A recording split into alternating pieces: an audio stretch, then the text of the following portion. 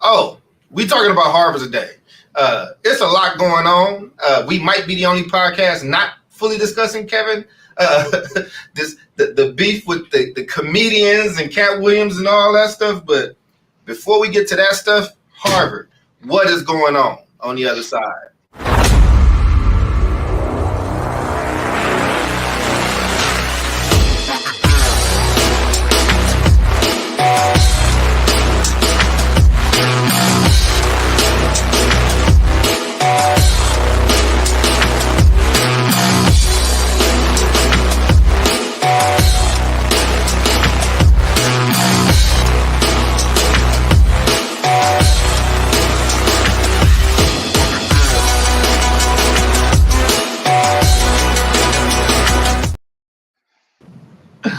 Oh, Happy New Year, everybody. I'm about to throw it to our resident world traveler superhero.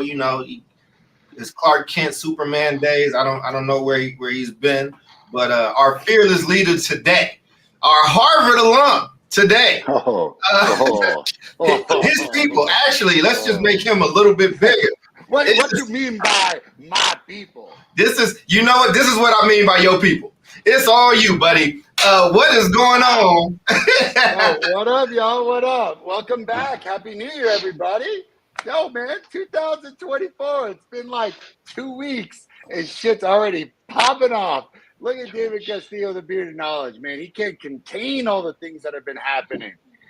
As always, it's Doc's favorite part of the show. I want to say hi. We're going to get into some very deep controversy today. I will be in charge of the breakdown, not only because it's my week, but considering we're talking about Harvard, these three cats, they were talking smack before the show, everybody. Talking smack about the Harvard people and the elites. But this is Jubilee and Doc's favorite part. We got to do a quick check-in. Ladies first, as always. How's everybody doing? Happy New Year, Jubilee. How you doing? Centaur 12. Happy New Year to you, too. Happy New Year. I'm so happy to be here. I am great. I spent the month of December traveling to Aruba. And then we went to Orlando. Jamaica. Ooh, I want I to take wish, it to Jamaica is Aruba, really one of my, Bahama. it's my mom's birthplace, so it has a special place in my heart. But yeah, a lot of sun, more sun than darkness and coldness in December, and I spent a lot of time with my mom, who was visiting with me for several weeks, so that was great. And yeah, here we are. I'm happy to be here. It's 2024. I was telling Charles before we hopped on that I am going back into the classroom for maybe about 16 weeks to help some struggling readers as a reading interventionist, and I am happy about that. It's a straight path to impact. Wow. With some other opportunities that I'll be doing in terms of leadership coaching, but that's like what's new on my horizon. So happy to be here. We got to get just move you to El Paso, come back and help out with the school down here, man. I mean, I'm sure those kids need help, but our kids need help. Got 80% emerging bilingual students. Doc, David, how y'all doing? I am good. It's good to be back. Let's see. Yeah, things are slowly starting to kind of pick up again. And the break was good. Came down with I got COVID, and then right after COVID, I got a flu, which was much worse than COVID. Had me down for like a week, basically. But was able to recover and got to spend some time out in Joshua Tree National Park, which is in Southern California near the Mojave Desert. Beautiful, beautiful location. And what else did we do? Just a lot of like family stuff, a lot of outdoor stuff. The weather's been really nice. And also it was good. My son had a 3-week break from school, and I had a 3-week break as well, supporting him. So, the last couple of months have been tricky, but we're starting to pick that up again at school. Probably having to do too much work as a parent. Well, there's never too much work, but I'm trying to get his school to do their part as well, and that's the challenge. But Look at that. yeah, All in all, it's good. Seems Bro, like you should this. go and talk to them. Be like, yo, man, I used to run Man, schools, brother. believe me, I used believe to me. run these things, man. You sitting here Exactly, trifling. I talk that shit. exactly. Yeah, man. Do you know who you're talking to? And yeah, the I news don't, has been man. interesting as of late. You know, with this topic that we're going to talk about today, and just I mean, everything seems like such a big scandal, and maybe we'll see at the end if they're all connected or not. Escándalo. Es un Mhm. escándalo. Doc, how you feeling, brother? Man, it's been an interesting holiday season. I have to give a special shout out and love to our beloved Mama Toya. That woman's just been instrumental and incredible over these last. It was very interesting last month with losses, not just for me, but people from my team. But we're not gonna focus on that. It's a new year. Just ready to work with my team and get stuff moving and going. I will say this though, I'm saddened by our, as a society, infatuation with mess. Like, it's just, we love mess. Like, you when you just invite that in all the time, like, Yeah, man. so it's unfortunate. I just don't think that's good for anybody's soul. I just don't. I just think it would eventually weigh on you. And but it sucks. But anyway, but I did get to do something before, at the end, towards the end of the year. Last year, I was in Philadelphia for an event, and Mama Toy and I got to do this shared interview, and it was one of my favorite interviews. Y'all know I've stepped away from large platforms and stuff, not to say our platform isn't large, but I used to be on a lot larger ones. I kind of shunned that. And she was able, because it was her and some other friends, I stepped back in on that. So whenever that's published, I'll make sure that we share it. But yes, it was a great interview, and I'm just very proud of her. So thank you for that love, Mama Toya. And let me throw it back to you. Oh man, this is all you, man. Let me get out this corner, brother. Let's put you up there. What is going on with your people, brother? What's happening?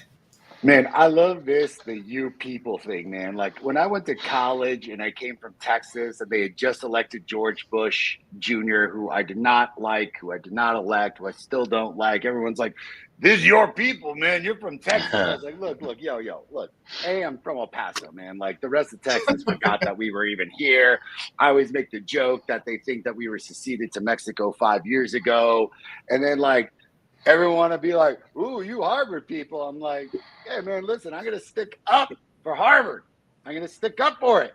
I'm going to stick up for my place, the Kennedy School of Government. It was an incredibly beautiful place. I was there in grad school. But we're going to talk about what the hell is going on at Harvard. Who is this person? What is going on? Why is this creating so much controversy? So I'm going to already get us into the breakdown. Because this is exciting. So for those of you that are wondering, I had a wonderful Christmas. It was great. Happy New Year. I was out and about. I will be out and about. And eventually I'd like to be out and about out east to figure out, holy crap.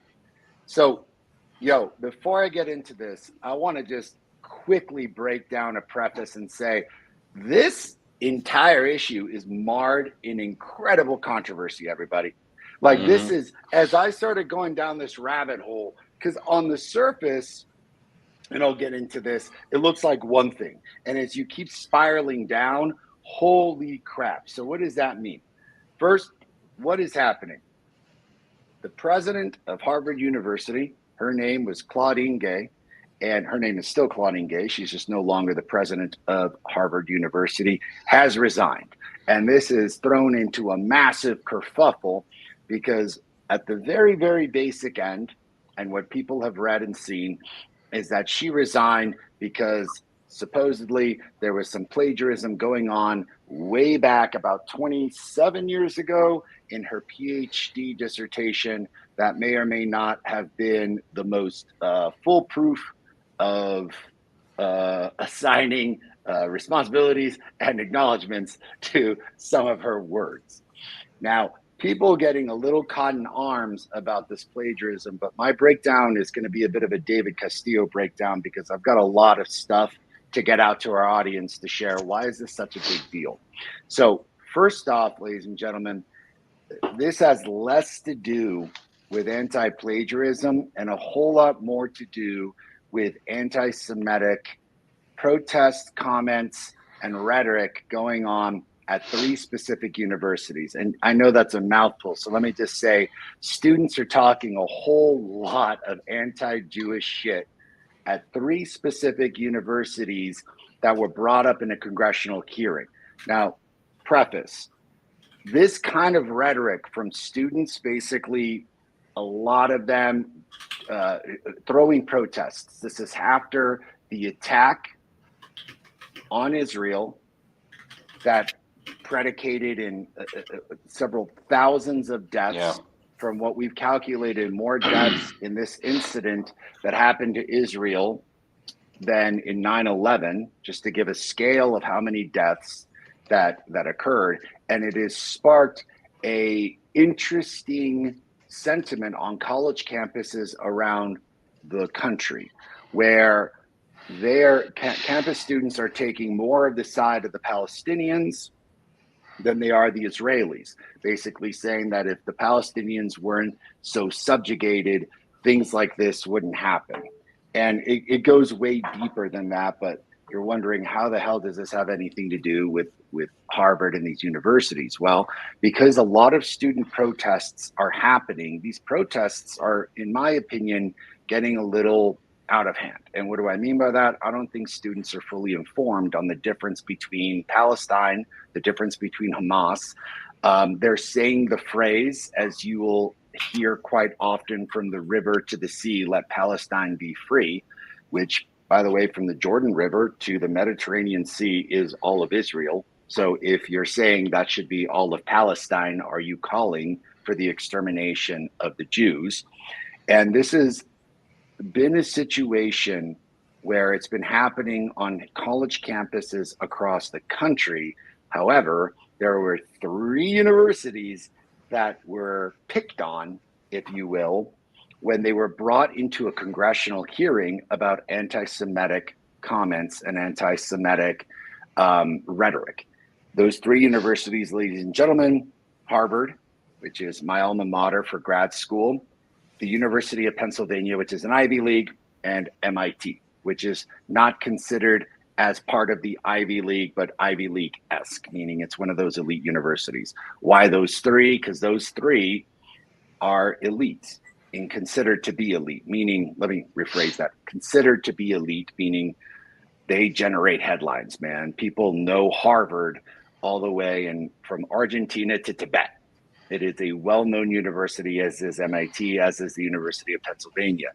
Now, 3 presidents were brought into Congress to testify about this anti-Semitic rhetoric. Sally Kornbluth at MIT, Elizabeth McGill at the University of Pennsylvania, and Claudine Gay at Harvard. Their comments during the congressional hearing were not good. Basically, they would not answer a yes or no question about whether or not they condemn anti-Semitic, not just hate speech, but basically calls for genocide of the Israeli people. They just couldn't answer whether that's something that they would condemn or not.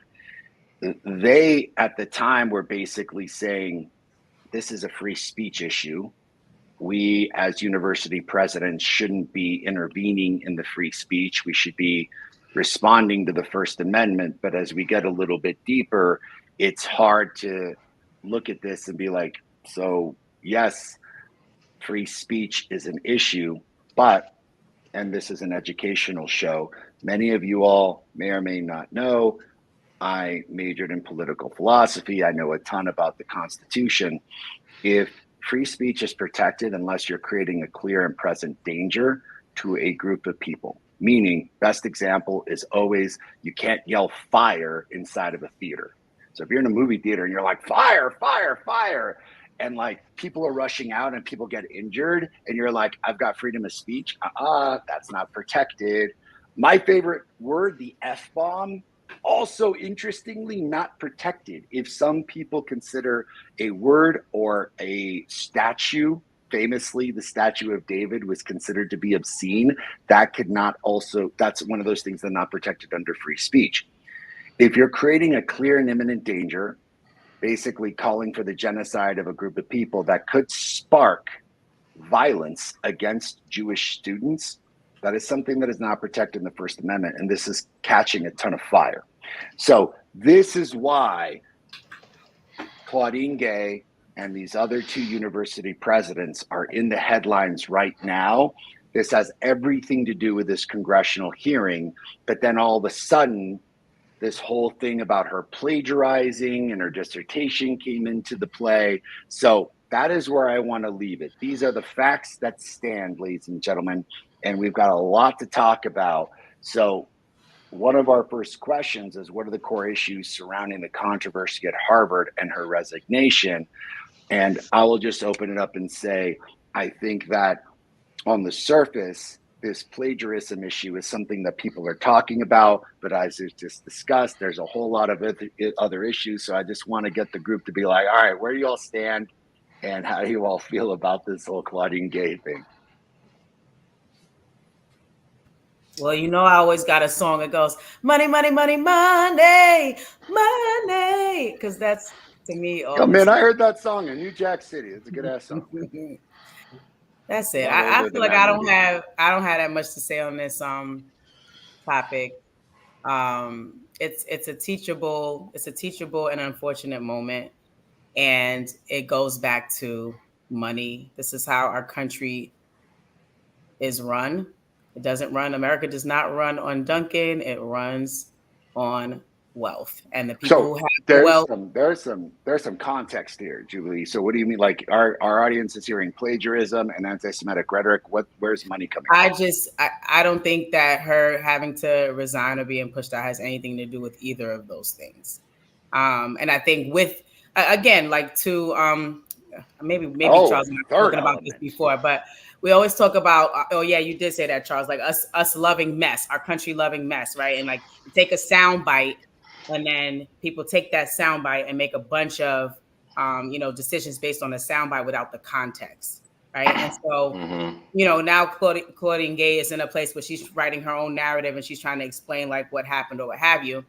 But I think like the other people who were given the benefit of the doubt or their demise was not like that of hers, I think that if you looked at the context, then you would see, oh, wait a minute, this is kind of stretching it a bit, So that causes me to rule out whatever they're saying that it is, the plagiarism, the anti-Semitism, and it causes me to look in other areas that may have caused them to respond in such a harsh way. And I think that is connected to money.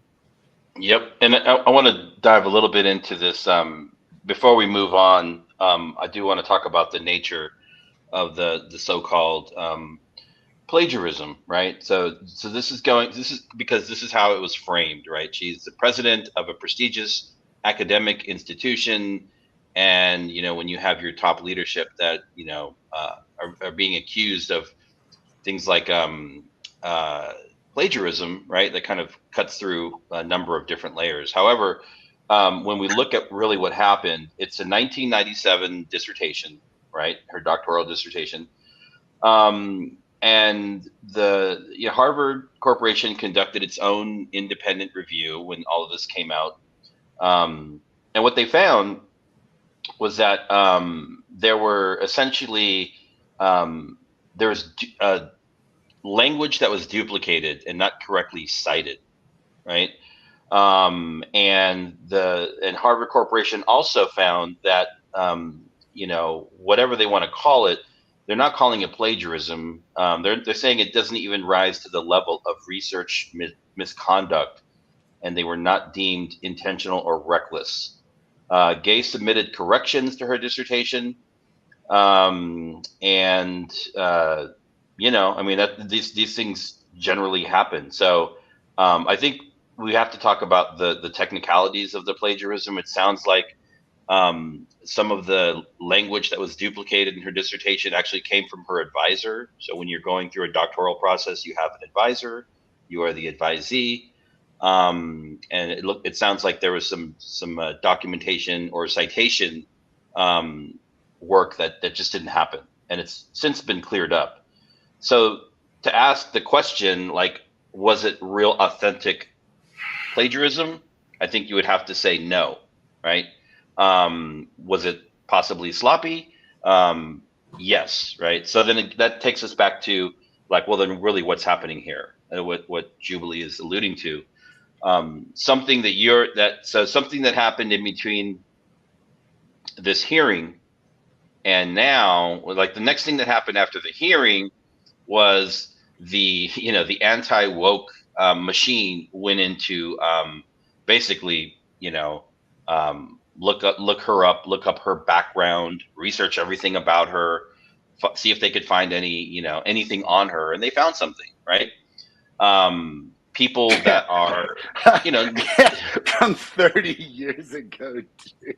I mean, people. That's like digging up the fact that I didn't pay a late fee on my library card back in 1987, dude. It's insane. So and it's not. People just didn't find it. Like people went out and looked for it, and they found it. They turned it into a campaign against her. People like Christopher Rufo and all these kinds of people. Who is that? It was orchestrated. This whole thing was orchestrated, right? They went after her. And now, here we are, right? So, yeah, I can add some context to that. Also, I want to show some love. We got a lot of people. Alonzo showing love there. Dr. Simmons. Also a bit of good news that's happened in the new year from what I've learned. Friend of the show who's come on and co-hosted with us and been a guest multiple times. Ray Ankrum is no longer Mr. Ray Ankrum. It is now Dr. Ray Ankrum. He has finished his dissertation. Right. So let's show. We're gonna check it. We're gonna look through his dissertation. I mean, yeah, you can look. Yeah, exactly. Read it. As someone here who's actually done a dissertation for the people out there, right? Like, the assertion that she was plagiarizing and stealing from her own advisor is just ludicrous. And if you understand that process, dissertations are sloppy. Most of them are not very good. It is a process that you go through to cross into becoming a doctor. And that is something that your advisory committee, you hope that they catch. I remember being very paranoid about plagiarism, and my chair, who is now actually going to Harvard and will be a professor at Harvard now. But, I was very nervous about that because you don't want to, I was over citing things just out of fear, right? And so, you have a team that kind of helps you. I do think it's important because there is a timeline here. And again, like, because it's such a sensitive nature, I don't want to offend. July 1st of last year is when Dr. Gay was appointed the first Black president and the first Black woman president of this school, which came with its own bout of scrutiny or whatever the case was. October 7th is when the first attack from Hamas had happened. And then October 8th was Harvard became the first major school drowning in controversy in the wake of the Hamas attack. And they did not have a statement. Harvard would not go on to release a statement until October 10th. It's very important. This is where powers that be started to really start cracking down on a lot of the universities, right? And interestingly enough, we did a show where we talked about the just sheer amount of money that certain universities have versus others, right? Endowment size. For those that don't know, which we said in one other episode, Harvard's endowment is $51 billion with a B. Howard, the most recognizable HBCU, I don't think was at $1 billion. Like, just for context. All right, so that's important to note because $100 billion. It's important to note. So then the Harvard, and I think it's really funny that it's the Harvard Corporation. I think that it is very fitting that we're talking about the Harvard Corporation. They did their own. They started doing their own investigation. These people get called to the congressional hearing, which you talked about, and they were not happy with those three leaders' responses. And then the witch hunt began. Now, two of those people have resigned. One did not resign because the attacks on this other president, you cannot call this other president anti-Semitic because they happen to be Jewish. So there were a lot of lessons. There was a lot of, and then they wrote these letters of support. Her university supported her. She came with some harder, condemnations of things along the way, but eventually she would resign. I just wanted to make sure, because I know people with this type of topic are definitely going to be hunting to make sure we were factual and just saying what happened without any thoughts or anything. That was everything I just said was reported. Now I'll go into, I guess, the thoughts of it, right? I learned some lessons in this. And in this, I learned that, also, Harvard lost $1 billion. So people pulled their funds, including people, what was the brother's name? Ken Griffin, who gives $500 million a year, took back his $300 million that he had given thus far at the time. His name is on the side of the building of the Grad School of Arts and Science, and he demanded that action be taken. And a lot of people demanded, and not just big donors. There was a large protest of alumni that said, I'm going to donate $1. I'm going to change it. I'm going to donate $1. So they eventually lost $1 billion and counting. We actually won't know the full numbers because universities don't publish their endowment or their fundraising efforts until the end of the fiscal year, and they're on business fiscal year. So that'll probably be June, July. So I learned that money talks. People really look out for their own. I think that, people look out for their own. I think that they were going to find something on these people. And I think that third one that's still out there, I don't think that person is safe either. They started to dig into this, and this is the thing that stuck. And I think what is so egregious for a lot of people in that there's a lot of feelings. This is a Black woman. I think people felt like she was unprotected. I think that there was a lot of people that, would not stand with her publicly when she needed it at the time. I do know that to her credit and to her benefit, there was a parachute there. There is a nice golden parachute there, but the issue is still like, how are people like being protected in these moments? Purse power is paramount. People can talk about morals. They can talk about standing on business. They can talk about all these different things. Now, this is the difference between like I am jealous as a Black person. I am jealous. Black Twitter will drag you. They might humiliate you. They might, have jokes and memes about you. But there are other groups. Shit happens. And things much doesn't have to be said or done. For Rufo to catch the fire, I mean, the way that he caught it to get this person out of here on these very, very weak charges that even when they looked at the charges, they did not stand or hold up, I think was a problem.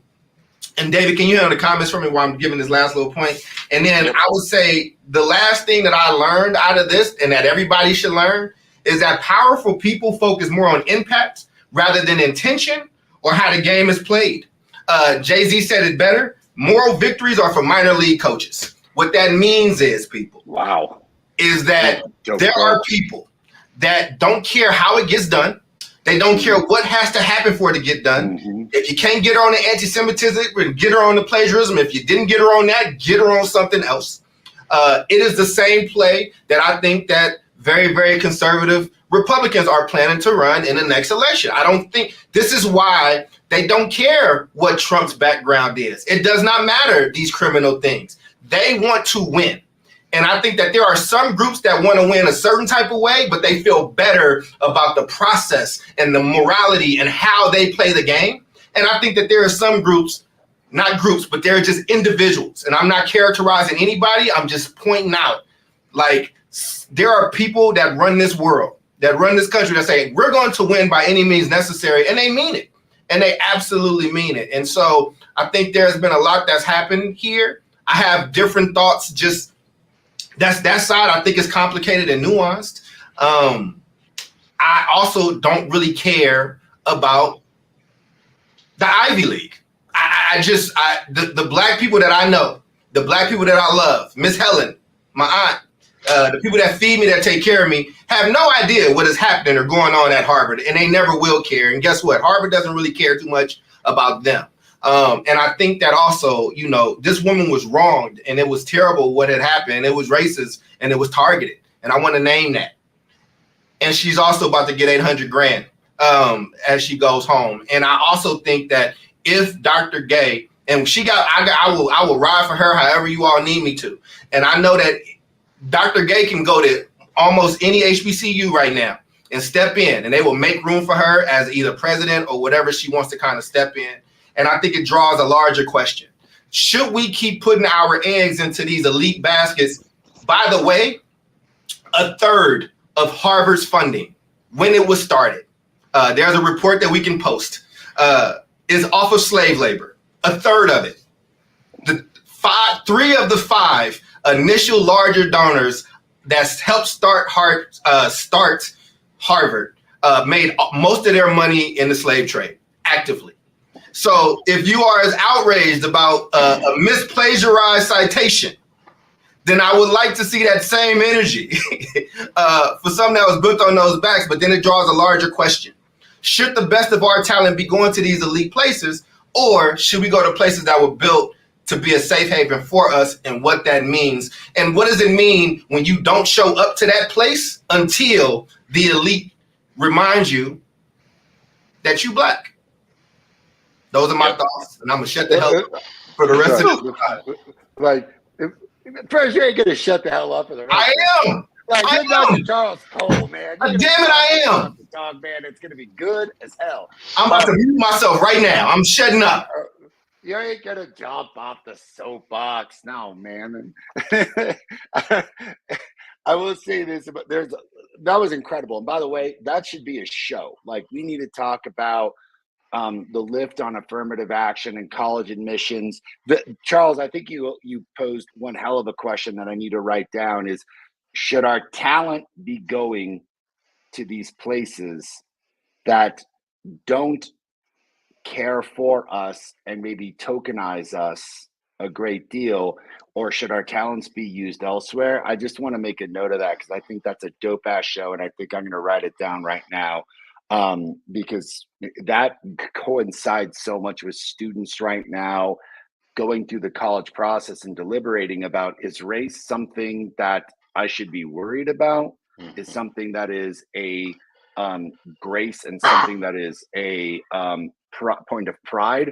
Or is it right now looked upon as maybe a negative? Like, should I not be announcing my race in the college admissions process? Because has this become such a hot button issue that people are very confused about whether or not it is a positive or negative? But I just want to put a stamp on that. I got a lot to say about what you just said, but as a gentleman, man, I want to open it up to David and Jubilee first to react, because I got a lot to say. I'll go quickly because I feel like I keep going. I keep wanting to talk about the actual facts of what happened, and so I talked about the plagiarism issue, and I kind of want to go back and talk about why Dr. Gay ended up in hot water coming out of that congressional hearing, right? And so the way that it played out is that she and others were being pressed on the limits of free speech on campus, particularly the use of chants like intifada, which essentially breaks down in Arabic as an uprising or rebellion, right? It's not an American value. And also, the use of the phrase "from the river to the sea," which Omar brought up earlier.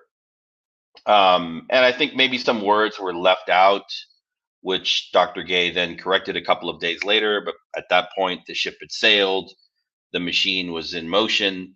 But it centers around these two things, and I want to focus on like from the river to the sea, right? And so, you studied at Harvard. We've all gone through, a U.S. history course. We've memorized and sang songs. I think one of them happens to include the phrase "from sea to shining sea," right?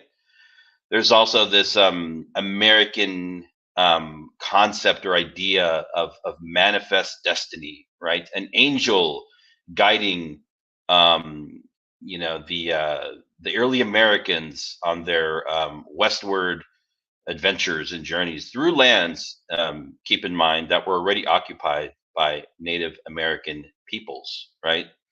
So I think it's, that thought just came to my head, like from the river to the sea, from sea to shining sea, manifest destiny. These are all basically the same concepts, but it's interesting because they, when used in the wrong context, apparently people feel threatened, and these terms can be weaponized to, in my opinion, squelch free speech. So I just wanted to put that out there as a former history teacher as well. This is the kind of thing I would like drill down into.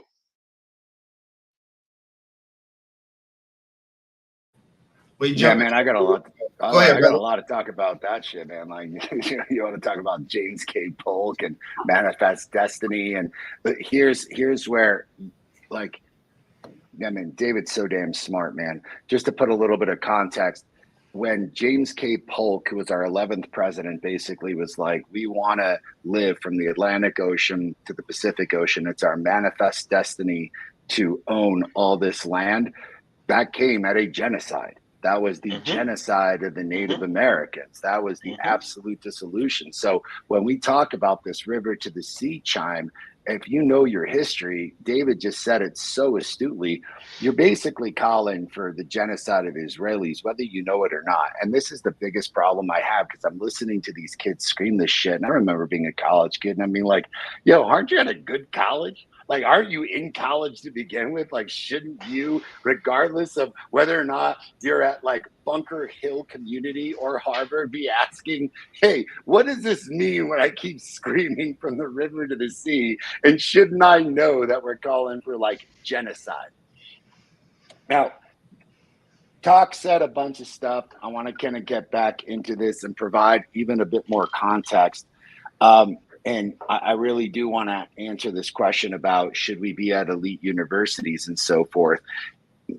I will say a couple things. One, whether or not you care about Harvard, Harvard is one of the most globally recognized names, period. So, yeah, some people may not give a shit about Harvard. No, like this is elite and all that stuff. I want to bring in two comments here. One, understand that the reason that Harvard was brought into this, and that she was kind of wrong place, wrong time, wrong comment, wrong shit at a congressional hearing, is that when you're at a place like Harvard, everyone pays attention, but it's also much pride to UT Longhorns. If you say the University of Texas in Tibet, in Buenos Aires, Argentina, in Melbourne, Australia, people will be like, where? But you mention Harvard and any of those places, it's immediate recognition and immediate prestige. So yes, Doc, on one end, people know Harvard, but on the other end, it was a political utensil to basically trap the Harvard, UPenn, and MIT presidents, because those universities are so prestigious, into a situation that David is talking about, which is, why did we have a congressional hearing about this? Why only those three universities when it's been going on from Berkeley to University of Texas to University of Michigan to Wake Forest? All those universities have had massive anti-Semitism talks, but it's only these three university presidents that have been called up. I have a particular theory about that. And it also sparks from, just to give a bit more context, if everyone's like, well, what the hell is going on? There was a congressional hearing about anti-Semitism. There was, interestingly enough, a Republican representative from New York. And I'm like, damn, man, New York still has Republican representatives. Cool. Her name is Elise Stefanik, and Miss Stefanik actually is a Harvard alum. And she was the one that was grilling Dr. Gay and Dr. McGill and Dr. Kornbluth about, is a yes or no question. Are you saying that the anti-Semitic speech and the call for genocide is something that should be allowed on your campus? And the fact that these three presidents floundered pretty terribly during this congressional hearing is what caused enormous backlash. So for our audience, that comment cost Harvard $1 billion. So right then and there. I want to Jump in. insert some info, right? So I'm looking up just the transcripts from the congressional hearing. This is Dr. Gay. This is a part of her 5-minute speech, right? She says, I have heard from faculty, students, staff, and alumni of incidents of intimidation and harassment. I have seen reckless and thoughtless rhetoric shared in person and online, on campus and off. I have listened to leaders in our Jewish community who are scared and disillusioned.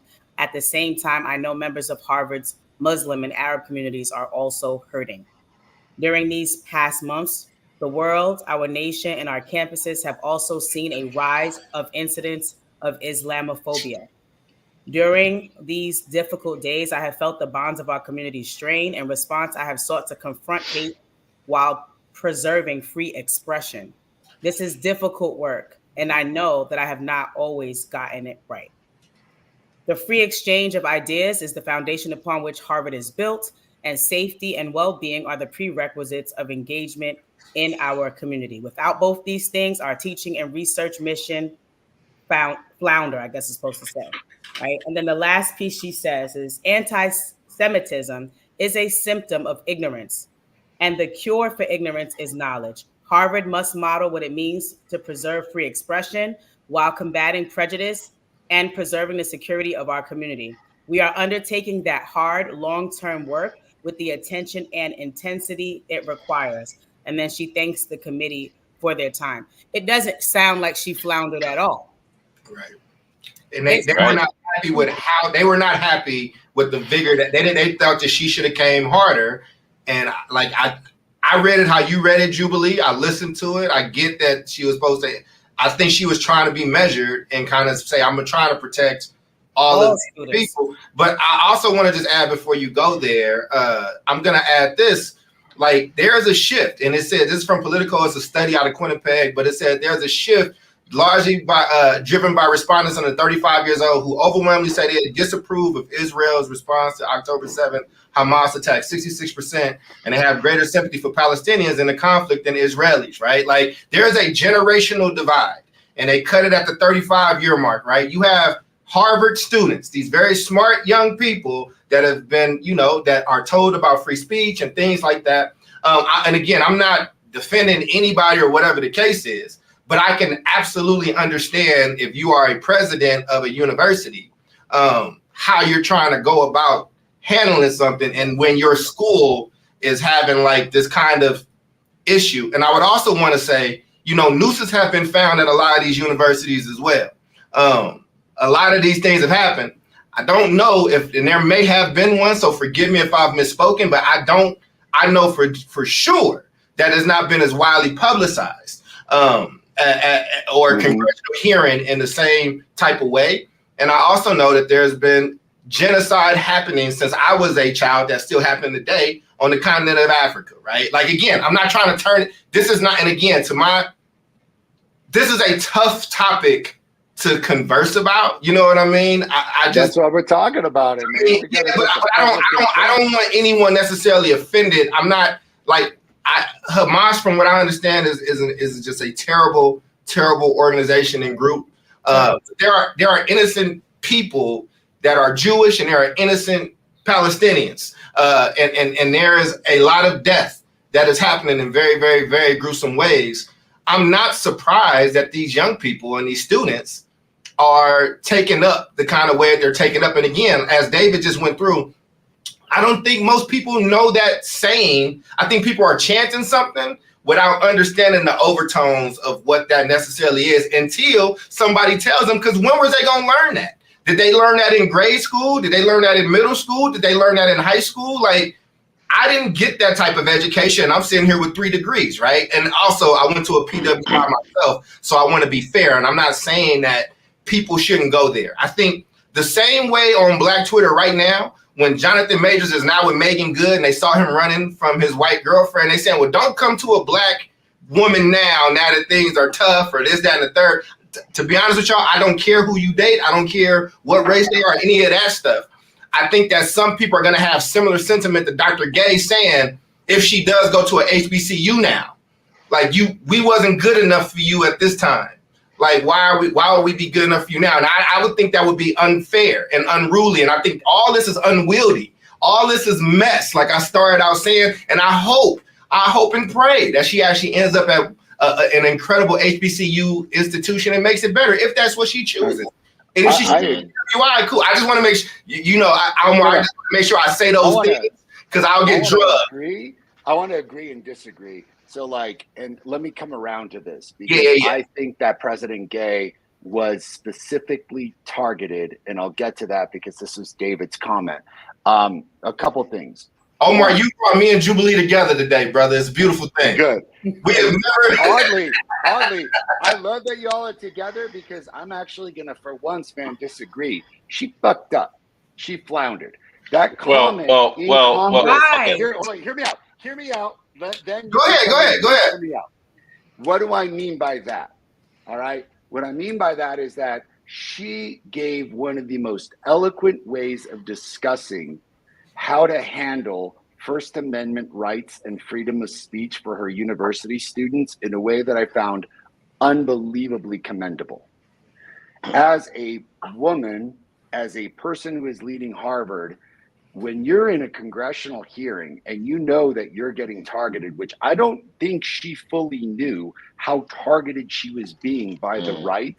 That's usually the case. I think she floundered in understanding the assignment of what are they going after you for and how to handle what I believe to be a histrionic hypocrite in Elise Stefanik. So Elise Stefanik was the representative from Harvard that was grilling her, asking for a yes or no question. By the way, that chick got kicked out of the IOP, the Institute of Politics, the prestigious Institute of Politics at Harvard. She was on the board. Guess what she got kicked out for? Don't say it. Don't say it.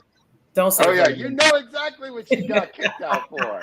This crazy broad was an election denier and advocated for President Trump to still be the president, denying the election results, which, by the way, incited the fucking riot in January 6th. So she actually hypocritically incited violence and was coming down on a university president for not being strong enough.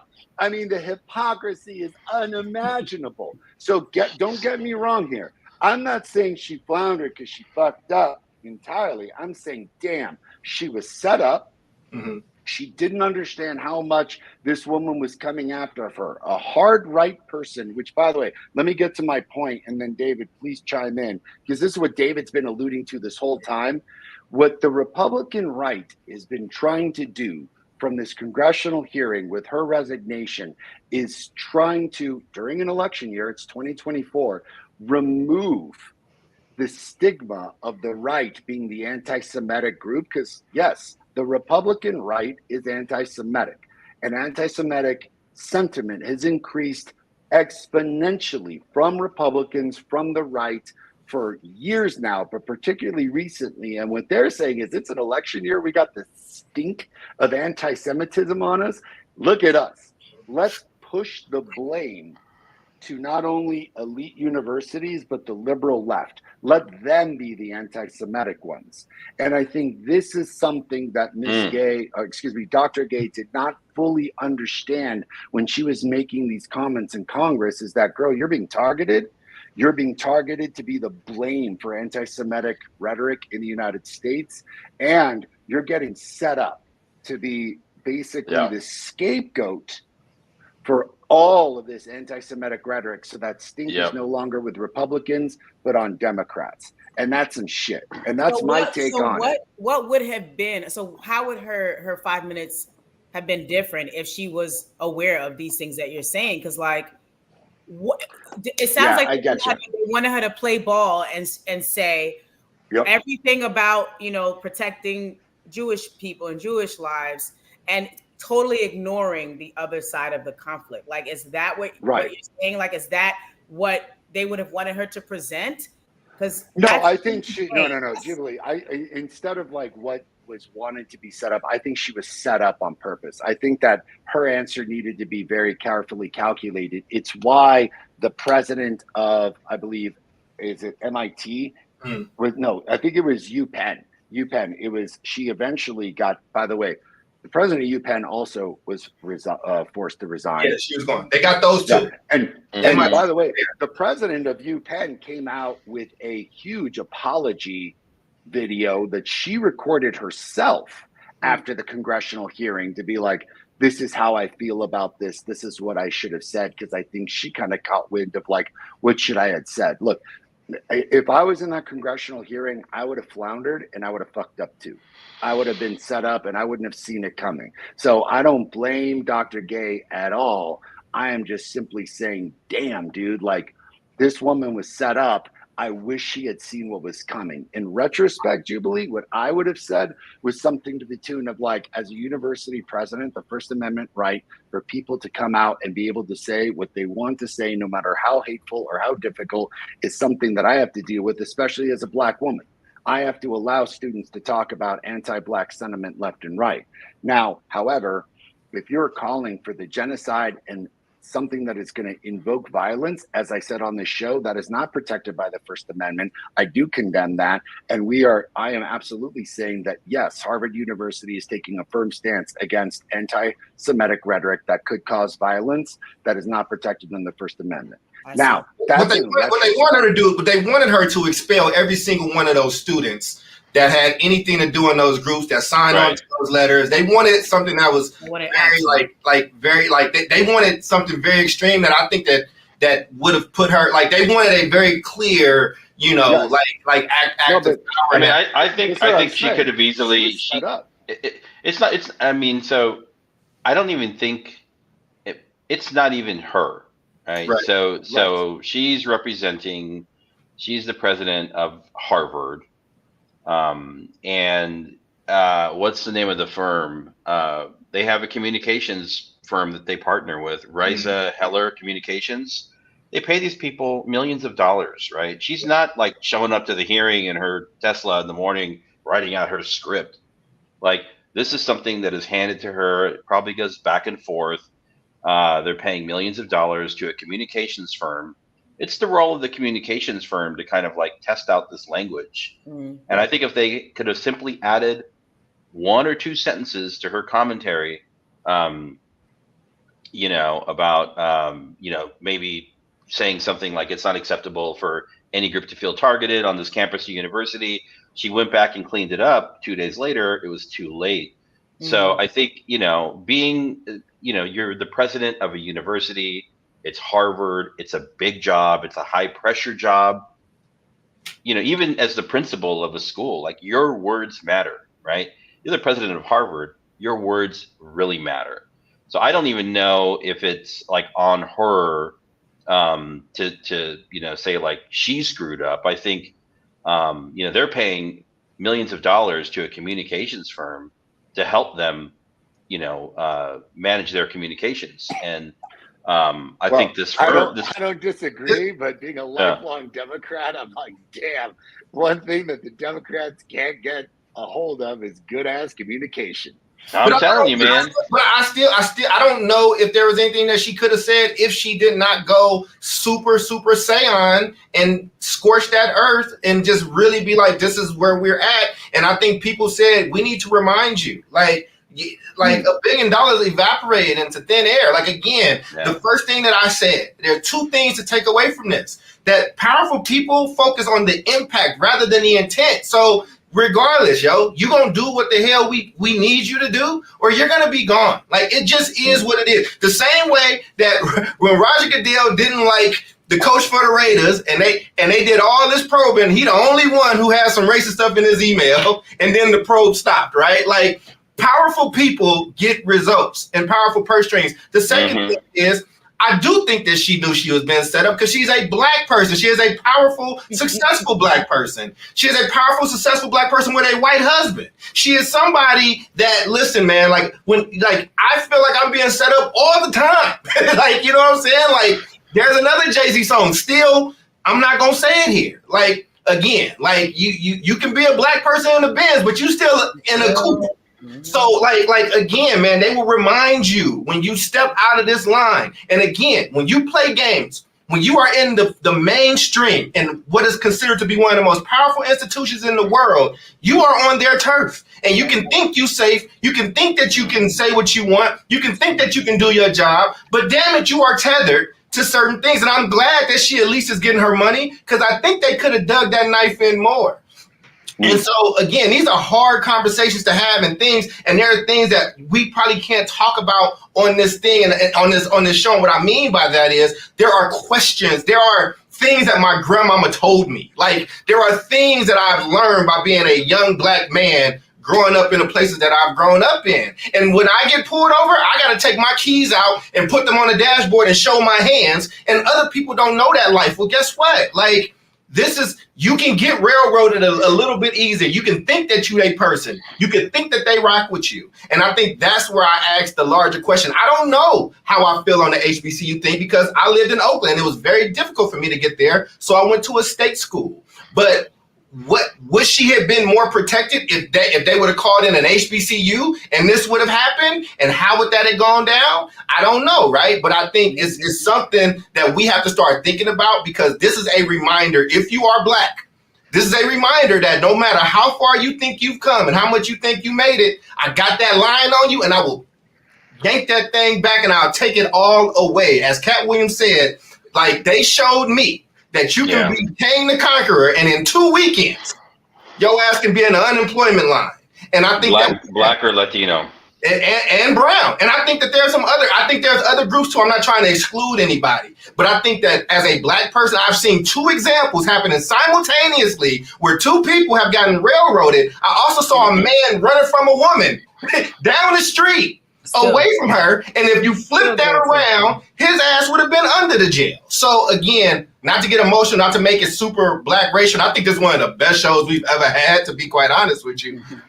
But I think it's very, very difficult. And again, to the Jewish community, to Palestinians, I'm ignorant on a larger scale about this entire thing. And I do want there to be some type of peace. And I know that there are things that I don't understand. So hopefully I've not disrespected or offended anybody in any of these groups.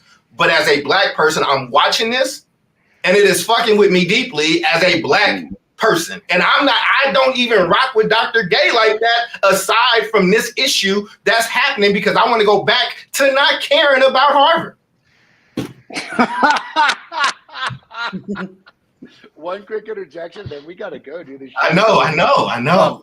You asked a quick question, but the teacher in me can't hold back, and I want to just, for our audience, kind of state what's going on, and I want to answer one of Alonzo's question.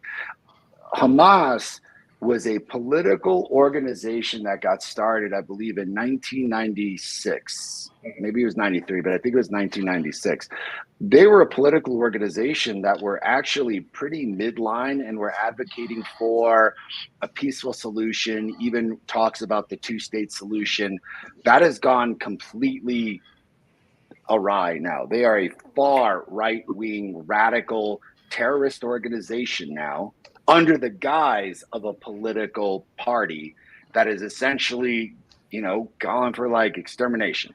It does not let Netanyahu off the hook, because he's a far right winger that's like, we gotta do what we gotta do to make sure that we don't get exterminated, including killing a bunch of people. Not something I advocate for, but this is something that our students don't understand, is that the Palestinian people are looking for a peaceful solution. And I don't think that the Israeli prime minister or anyone in Hamas is coming to the plate with what the people of Israel want and what the people of Palestine want. And therein lies exactly what the two of y'all have been talking about, is that the power structure oftentimes does not listen to or move with the will of the people. And this coincides directly with this Dr. Gay thing. You couldn't have put it better, is that there are very strong marionette strings when you're the president of a university, especially a place like Harvard. You're going to do what we need you to do. You're going to raise money. You're going to up the profile. And if you get out of suit, you will become the sacrificial lamb. And I unfortunately think that these 3 folks, particularly Dr. Gay, were set up. Yeah, I think that the far right-wing Republican side of the party were excited to set them up, become their scapegoats. And I think it's a damn shame what happened, because they became the consequences of a political motivated agenda. And that just sucks altogether. Like, it just blows and it's shitty. And I think you're right about being black or brown in this country, and that's why we got our show. Last thoughts, dude, because I mean we're already over time, man. Oh man, you did a good job, man. It's like a crazy ass show.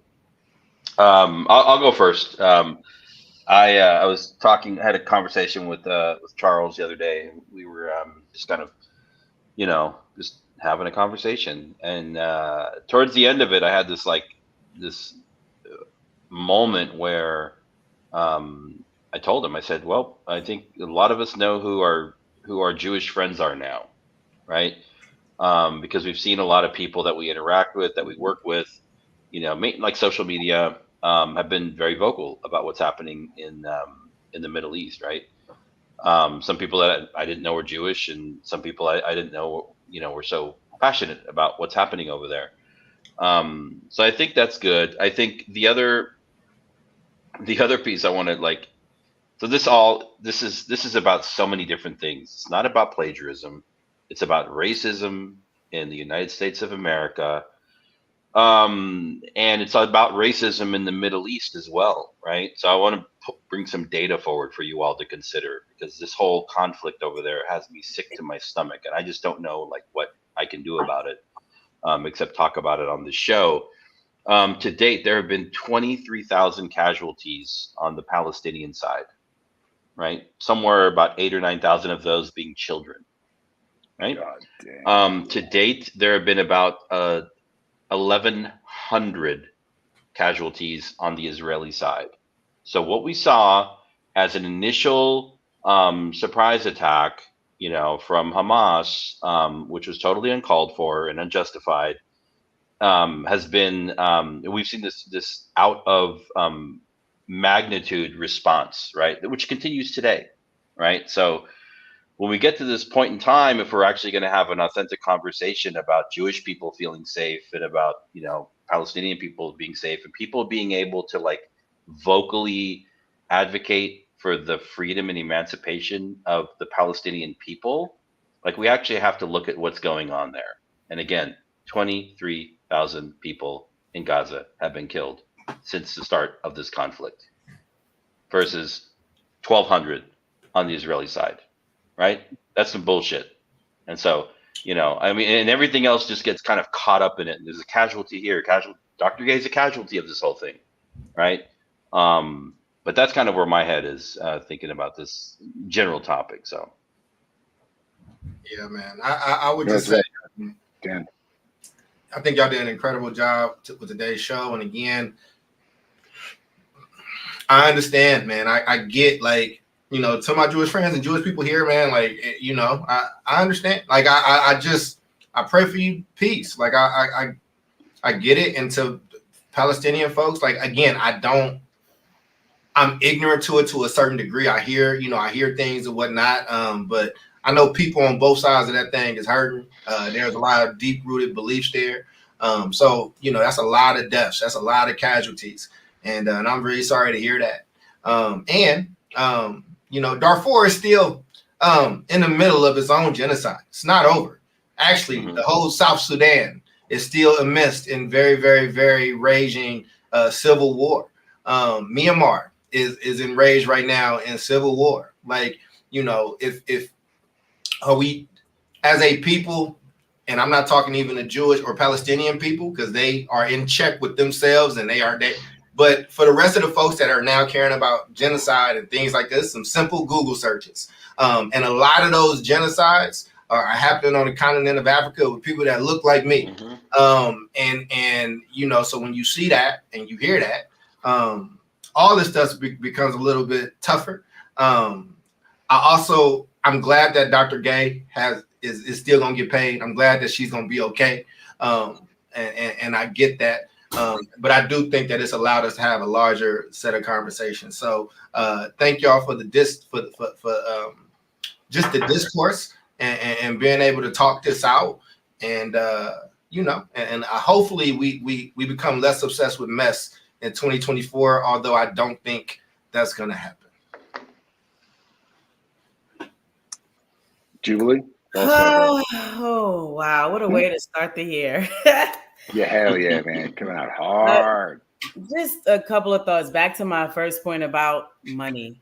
Like Dave, you said racism, which I think, you know, it definitely is a huge part of it. And I think money might even supersede race in this situation. Like, there's a quote, I didn't get to actually look at who said it, but it's simple. Money rules the world to the end. And I think that money coupled with like ownership or perceived ownership, when you think about Harvard and these other elite spaces that were founded on certain principles, regardless of who they let come through the door, regardless of who they let think that they were in charge, right? From this, we understand that these are all figureheads. And for as long as you say what we want you to say, and as long as you play to our, you know, to our beliefs and advocate for the things that we say, right, based on that are connected to how we founded this space. If you're not doing those things, then you're out of here. And we have, to Charles's earlier point, the money, the wherewithal, the bandwidth, the influence, the power, the respect, the allies to be able to do that. And yeah, and like I think, you know, the old people say when somebody shows you who they are, believe them. And I think in the history of our country, we see how these things play out time and time again with money and race. So for me, I celebrate Dr. Gay just as a fellow Black woman. You know, I think she did the best she could. I think you know, I'm proud of her in that she was able to stand amidst all of this, you know, BS. I'm sure she's going to take away some learning experiences and all of that. But it's a cruel and hard lesson and in the way that she had to learn. Yeah. I mean, that was super well said. I want to thank our audience. You came in awesome today, man. We had so many good comments, so many wonderful people participating. To my boy Alonzo, man, thank you so much. No, you cannot use the F word, and it depends on what insult word you want to use from the 1800s. I want to advocate that everyone come back every Tuesday, 3 p.m. Pacific, 6 p.m. Eastern time, on behalf of Dr. Charles Cole III, the lovely Miss Jubilee Ransom, and the Beard of Knowledge, David Castillo. We are the South Star Classroom. Thank you so much for joining us. We will see you all next week. My name is Omar Nar. Peace.